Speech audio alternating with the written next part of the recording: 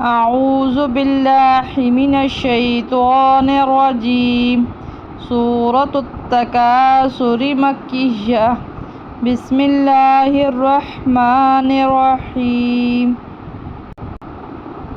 ألهاكم التكاثر حتى زرتم المقابر كلا سوف تعلمون ثم كلا سوف تعلمون كلا لو تعلمون علم اليقين لترون الجحيم ثم لترونها عين اليقين ثم لتسألن يومئذ عن النعيم.